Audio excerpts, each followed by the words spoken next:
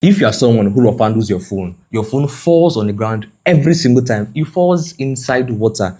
You do not like using pouch, then this video is for you. Because right here, we have a phone that can withstand extreme heat. It can withstand being dropped from, certain distance. It can withstand water.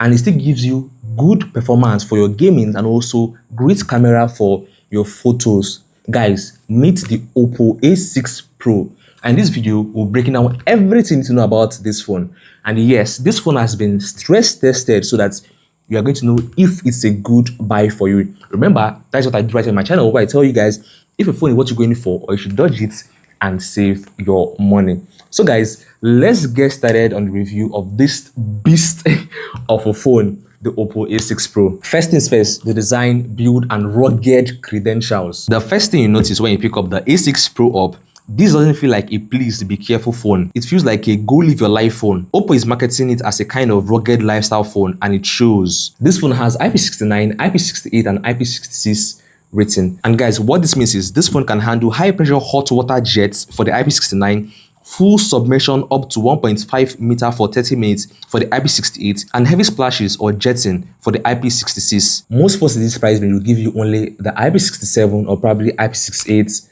rating. But this went far. Internally, OPPO stacks protective layers, AGC DT Star D Plus cover glass for a better drop and scratch resistance, a high strength alloy frame, extra shielding over the motherboard, foam and silicone cushions inside to absorb impact. It is engineered for those my phone moments when your phone mistakenly drops. The design is clean and modern. Finishes like lunar titanium, stellar blue, coral pink, rosewood red, with layered textures, soft touch or metallic sheen finishes.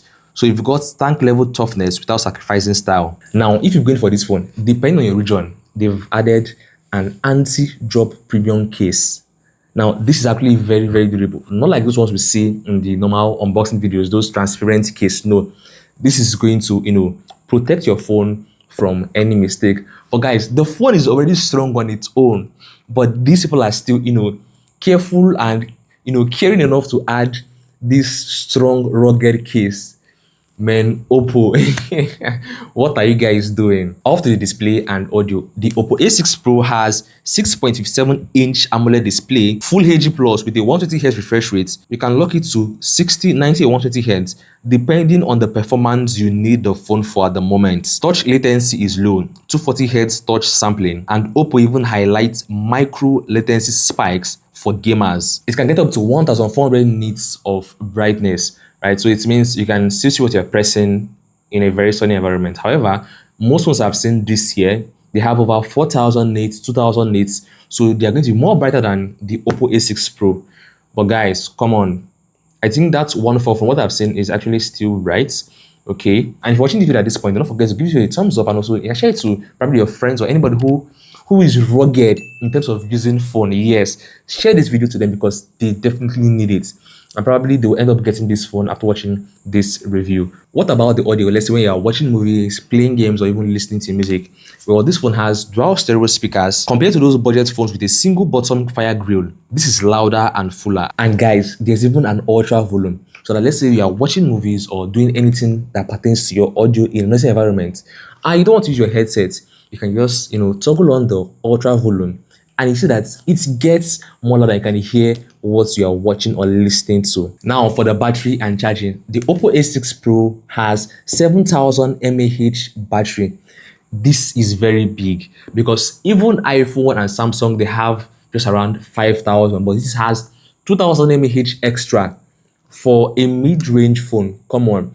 And this was tested for YouTube videos at 720p. This lasted for 20 hours. Local audio, it lasted up to 46 hours. WhatsApp voice calls, 27 hours. Video calls, 11.6 hours. Then for gaming, different games were played on this phone. PUBG, Call of Duty, Free Fire, and an average of 11 hours before the phone went from 100 to 0%.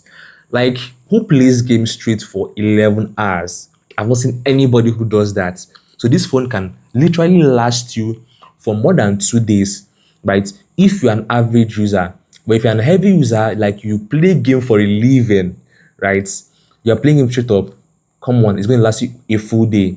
Unless you are playing game for 11 hours straight up, which I don't think anybody does. Then for the charging, this phone has up to 80 watts fast charging, right? Within 1 hour, your phone is going to from 0 to 100%, right? So just 1 hour from 0 to 100%, and you're good to go for the whole day. And guys, OPPO said before your battery starts degrading, it's going to take up to 5 years because of how durable the battery is, for the performance and usability. So this phone came out with the MediaTek Dimensity 6300 with 6nm. Okay, now what does this mean? So if you are an average user like yours, scroll social media, day-to-day activities and all, this phone is going to serve you very, very well. Looking at the chipset being used, right? But now when it comes to heavy gaming, right, it is not like a flagship chipset, right? So you can play decent games, but when it comes to these high-end games, PUBG, Call of Duty, and the rest of them, you have to reduce the frame rate to medium, right? So that you can enjoy your phone without it lagging or hanging, right? So I think it's still decent for gamers. Now, looking at all the features this phone packed and even the price, I'm going to say the price at the end of this video. I think the chipset is worth it, right? It's still better than some mid-range device we have today. For the cameras on the OPPO A6 Pro, what can this phone shoot? So this has 50MP main sensor and 2MP depth macro helper. The selfie camera has 16MP.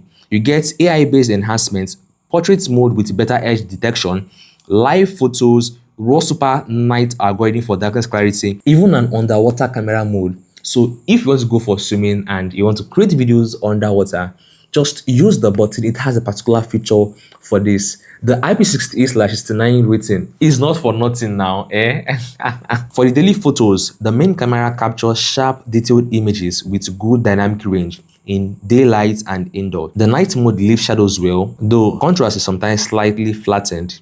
For the zoom, it does not have super high zoom, but it delivers above average for this category. Then for the ultra wide, it's less of a highlight. Decent daylight result, but weaker at night. You can shoot videos on this phone with 1080p at 30 FPS. So if you're a creator, you are going to enjoy using this phone because it also has AI features that can enhance both your video and your images, right? However, when it comes to the video, the 1080p, well, because it's still a mid-range device, I wouldn't talk much about the 1080p. For the connectivity and extra, so aside everything I mentioned up till now, this phone has micro SD card slots. Like, it's been a while I've reviewed any phone that has this SD card slot, and you can still put dual SIM.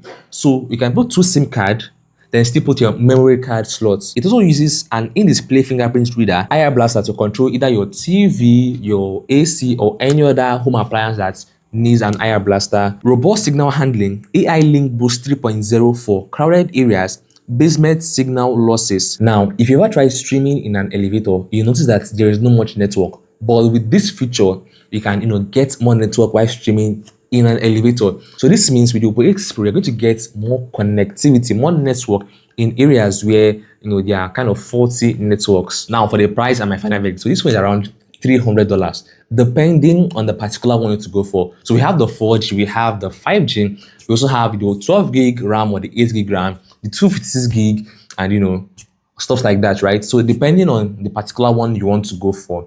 But let's say in Nigerian Naira, it is going to be roughly around 300k to a little bit over 400,000 Naira.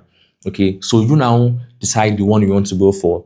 But now, is this phone what you're going for today? Look at all the specs I have mentioned and look at the price, both in dollars and even in Naira, and comparing the price to other mid-range device this year and even the past years, I think this phone is what you're going for, honestly. Yes, so with 400,000 Naira, 350, 390, depending on what I want to go for, I'll go for the highest storage. That is the 12 gig RAM and even the 5G, right? It is worth me going for. In my previous video, I would have asked you, okay, should I go for a used device like a UK used Samsung or iPhone? A used iPhone of around 400,000 is the 11 Pro or probably the base 11, depending on the SSD you are going for. And that of the Samsung is, let's say, around the S21 series, if I'm not mistaken, or even the S20 series, right? So I'd rather go for this phone than go for those phones. But guys, let me know your thoughts in the comment section. Will you be going for this phone today, or which one will you be going for instead of this? I'll see you guys in the comment section and also in my next videos where I review more of this recent release.